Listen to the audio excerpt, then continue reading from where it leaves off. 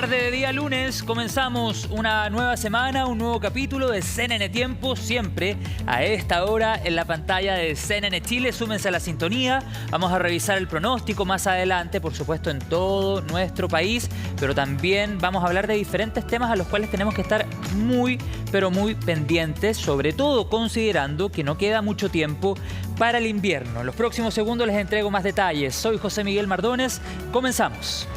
Y precisamente vamos a hablar de lo que les decía recién. Se nos viene el invierno, hay que tener ciertos resguardos, por ejemplo, en lugares altos, eventuales deslizamientos de tierra. Y vamos a mostrar imágenes de contexto para hablar de lo siguiente. Por ejemplo, ¿se imaginan un tsunami provocado por algo totalmente distinto a un terremoto? Bueno, recordemos que el 29 de junio de 2022, un deslizamiento de tierra en el lago Todos los Santos provocó una ola que cumple con las características de esta amenaza marítima.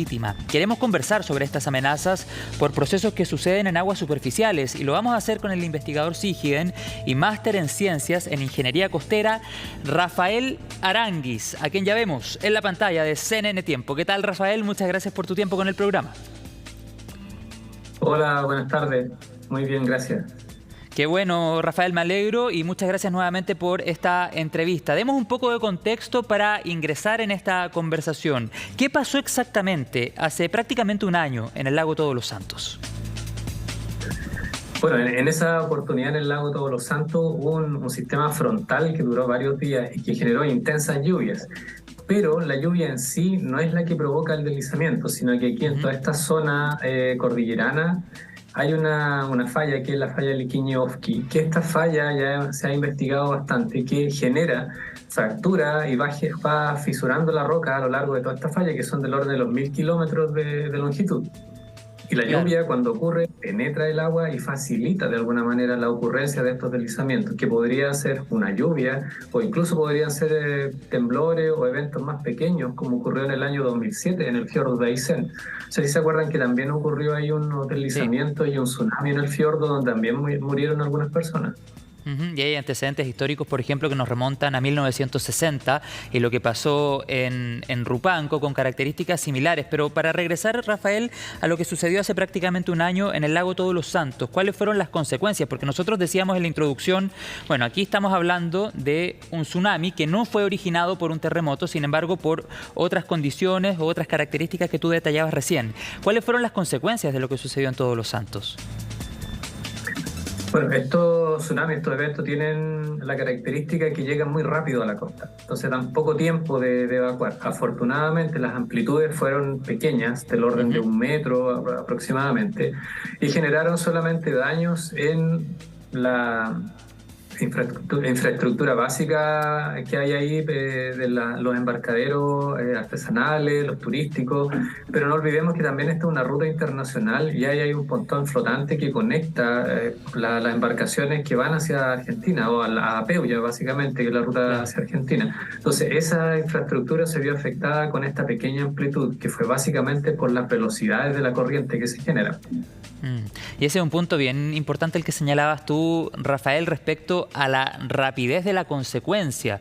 Tú decías 1 minuto, por ejemplo, versus lo que puede demorar un tsunami provocado por un terremoto, que generalmente es un tiempo mayor, que en el escenario ideal debiese propulsar de una buena manera, por ejemplo, un plan de evacuación. En este caso es mucho más rápido, como señalabas tú en la respuesta anterior. ¿Qué otros territorios de nuestro país, Rafael, están en una posición o en un escenario de vulnerabilidad? Ya nos detallabas todo lo relacionado al lago Todos los Santos, los alrededores en esta zona de nuestro país. Pero hay otros territorios en Chile a los cuales tenemos que estar atentos. Sí, claro, la idea de esta investigación es justamente empezar a crear conciencia de que estos fenómenos pueden ocurrir. Hay investigaciones científicas que han identificado en el lago Villarrica, por ejemplo, el lago Calafquén, que han ocurrido estos deslizamientos hace muchos siglos o miles de años atrás. Entonces puede que se vuelvan a ocurrir. Y lo otro es que en zonas que son más lluviosas, como en el sur de Chile, se ha identificado que es mucho más propensa que ocurran este tipo de fenómenos. Claro que sí. ¿Y hacia el centro de nuestro país, Rafael, por ejemplo? Hacia el centro, bueno, va a depender de la existencia de estas dos, de la combinación de estos dos fenómenos, que es la falla de Quinyeovski, que no llega tan al centro de Chile, sino que básicamente la región de la Araucanía hacia el sur, son del orden de los 1000 kilómetros. Esto es como lo que facilita o gatilla la fractura de la roca, que después un sismo pequeño, que puede ser producto de la misma falla o puede ser un sismo de subducción, genera este deslizamiento, lo gatilla, o incluso podría ser esta lluvia intensa. Entonces pueden ser como 3 gatillantes, incluso combinados. Claro, que me imagino que si se combinan, por supuesto, la consecuencia es aún mayor. Me gustaría, Rafael, que explicáramos más cuando te refieres a la falla. ¿Qué es particularmente? ¿Cómo podemos explicar ese concepto? Porque, bueno, se habla mucho de ese término, sobre todo cuando comienza la época invernal, pero tal vez no todas las personas que están viendo hasta ahora la pantalla de CNN Chile comprenden a qué nos referimos cuando hablamos de falla. Bueno, cuando se habla de falla, de alguna manera en términos muy, muy sencillos, podríamos pensar en una fisura que hay a nivel superficial, que se va moviendo un lado respecto al otro. Entonces, el mismo comportamiento de la Tierra, de las placas, por ejemplo, va generando que este movimiento vaya ocurriendo, y es muy lento, de varios milímetros de ese orden de magnitud, y eso va fisurando de alguna manera las rocas que están en esa zona, y eso facilita que el agua ingrese por esa fisura. Pero eso es básicamente cuando se habla de una falla. Pero ya esta falla no es solo una línea de 1000 kilómetros, sino que se habla que tiene una forma como de cola de caballo, o sea, tiene muchas muchas fisuras pequeñas en lo ancho que tiene o en el largo. Entonces abarca un territorio bastante ancho, la verdad. Claro, y con todos estos antecedentes que tenemos sobre la mesa, el otro día, por ejemplo, hace aproximadamente 2 semanas atrás, conversábamos con Francisca Roldán, también investigadora de SIGIEN, precisamente de las diferentes características que tiene el territorio nacional, por ejemplo, en el centro sur y derechamente en el sur, de las condiciones meteorológicas también que muchas veces propulsan situaciones como las que estamos revisando en la pantalla en estas imágenes de archivo. Pero con todos estos antecedentes que están sobre la mesa, Rafael, ¿cuál es el llamado a las autoridades? Porque siempre se habla que como país tenemos que dejar de ser reactivos y comenzar a tener la prevención como cabecera, por ejemplo, ante eventuales situaciones como las que estamos revisando en las imágenes, con el antecedente, con la investigación que ustedes han llevado a cabo. ¿Cuál es el llamado que haces a las autoridades a muy poco también de que comience el invierno? Claro, eso es lo importante, y era uno de los focos de la investigación. Empezar a crear conciencia, no solo en las autoridades, sino que también en las personas, en los turistas. Muchos de estos lugares que son lagos o balnearios pueden ocurrir en cualquier época, no necesariamente en invierno porque está lloviendo, podría ser en verano con un temblor relativamente pequeño también. Entonces, ¿qué es lo que se busca de alguna manera? Crear conciencia, y a futuro las autoridades, ya sean locales, regionales, comenzar a hacer estudios más detallados, identificando cuáles son las posibles zonas, cuáles son los poblados o los sectores que están más expuestos a este tipo de amenazas. Ya en el paper nosotros identificamos que las zonas que están a lo largo de esta falla que facilita los deslizamientos, o sea, esas zonas son las que pueden estar más expuestas que otras que están más alejadas. Entonces por ahí se puede comenzar a hacer un tipo de estudio, generar a futuro mapas, por ejemplo. Si se generan estos deslizamientos, cuáles son las zonas que pueden generar deslizamientos, si se genera un tsunami asociado, cuáles son las zonas que potencialmente se podrían inundar, para que la gente tenga conciencia. Si no se trata de alarmar o asustar, sino que crear conciencia que si yo voy a un determinado sector, existe la probabilidad de este peligro, y saber qué hacer. Si podemos veranear, turistear de manera informada también. Así que esa es un poco la idea.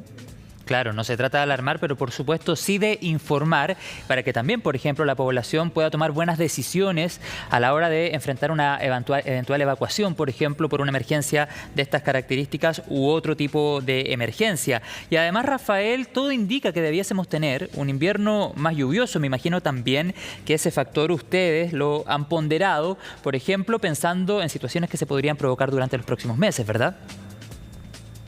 Sí, los estudios que se han hecho hasta el momento auspician que este año va a ser más lluvioso. No sé si más lluvioso de lo normal, pero sí más lluvioso que los años anteriores. Entonces hay un terreno que está bastante seco y expuesto a esta lluvia puede generar algunos fenómenos de deslizamiento en algunos sectores. Claro, entonces sí, eso podría ocurrir. Sí, claro, podría ocurrir, por lo tanto es sumamente importante sociabilizarlo, hacer el llamado, como tú hacías, a las autoridades para que ojalá seamos lo más preventivos posible, más que reactivos, no tener que lamentar imágenes tan catastróficas que hemos visto en otras oportunidades y en diferentes territorios de nuestro país. Recordábamos durante esta entrevista lo que sucede el año pasado en el lago Todos los Santos. Afortunadamente no tuvo consecuencias tan graves como otros episodios que han sucedido en Chile, pero generalmente estamos viendo estas imágenes y se vuelve a poner sobre la mesa que somos demasiado reactivos y muy poco preventivos. Rafael, con el afán de seguir sociabilizando los resultados de este estudio, de la investigación, ¿dónde podemos encontrarla? Yo estuve revisando, te contaba fuera de micrófono, un video que publicaron en las redes sociales, pero me imagino hay otro lugar donde podemos ver en mayor profundidad los resultados a los cuales llegaron, ¿verdad? Bueno, sí, en las páginas web del CIGIDEN hay más información también. De las páginas web ya donde está la revista, si bien está en inglés, se puede acceder. Y también, si alguna persona ya está más interesada en conocer más detalles de la investigación, porque este fue un trabajo colaborativo entre varias instituciones también. Estaba la Universidad Católica de Concepción, está Serna Giomín, estaba la Dirección de Obras Portuarias de Puerto Montt. Entonces fue bien laborioso este trabajo de terreno y de simulación. Entonces también hay hartas instituciones participando. Me pueden incluso escribir al correo electrónico si alguien necesita más información. Yo con gusto les puedo facilitar más detalles al respecto. ¿Y cuál es ese correo? Mi correo es raranguis@ucsc.cl. UCSC de Universidad Católica Santísima Concepción. UCSC.cl. Oye, muchas gracias, Rafael, por eso, porque no suele suceder y que importante también es que puedas poner a disposición de la ciudadanía que tal vez esté interesada en conocer mayores antecedentes tu correo electrónico para que te puedan escribir directamente. Rafael, lo último y a modo de conclusión, ya hablamos de lo que sucede en el lago Todos los Santos, por ejemplo, mencionamos lo que sucedió en Rupanco en el año 1960 y así otros territorios de nuestro país. Pero si tuvieses que resumir en una última respuesta, ¿cuáles son los territorios en los cuales hay que tener las alarmas encendidas? Insisto, no con el afán de alarmar a la población y generar pánico, pero sí de fortalecer, por ejemplo, el trabajo preventivo. ¿Qué localidades, por ejemplo, podrían estar ante un eventual riesgo? ¿Qué zonas de nuestro país? Te escucho, Rafael. Mira, de lo que logramos recopilar de la información de estudios geológicos anteriores y ahora, todos los lagos cordilleranos en el sur de Chile de alguna manera están expuestos a este tipo de amenazas. Obviamente de todos esos sectores hay que poner más cuidado en los que son más densamente poblados. Pensemos en un lago Villarrica, por ejemplo, que el impacto sería mucho mayor que si ocurre en otro lago, como fue el Todos los Santos, donde no hay mayor infraestructura o no hay mayor poblaciones importantes. Entonces, eso yo creo que son las localidades, porque se ha demostrado mediante estudios que ya han ocurrido anteriormente. Lo mismo, estaba revisando un artículo que habla que en el lago Nahuel Huapi, en Bariloche, en Argentina, también ocurrió un deslizamiento similar para 1960. Entonces, todos estos lagos que están cordilleranos, que están ya sea al lado chileno o argentino, están expuestos a este tipo de amenazas. Claramente, y muchos de ellos tienen población cercana, como señalabas tú recién, Rafael. Vamos a seguir pendientes a esto, es un tema que nos tiene que ocupar y preocupar, así es que vamos a estar conversando, Rafael, si es que está a tu disposición también durante los próximos meses, durante las próximas semanas, considerando también que todo indica, de acuerdo al pronóstico que también hemos dado a conocer en CNN Tiempo, que durante el invierno debiésemos tener una mayor presencia de precipitaciones, así es que si está a tu disposición y está a tu tiempo, me gustaría que pudiésemos conversar en otra oportunidad para ir actualizando también lo que vaya sucediendo durante las próximas semanas y así llevar información a través de la pantalla para tomar mejores decisiones, por ejemplo, ante una eventual evacuación. Muchas gracias, Rafael Aranguis, que tengas una buena tarde. Ojalá que sea por conocer más del tema y no porque ocurrió algo que tengamos que lamentar. Exactamente, por eso te decía, siempre con el afán de generar un trabajo preventivo y entregar la información para que las personas sepan que situaciones así pueden ocurrir y tomar acciones jóvenes con conocimiento. Así es que muchas gracias, Rafael, por la conversación. Vale, gracias a ustedes. Chao, chao. Que estés bien. Chao.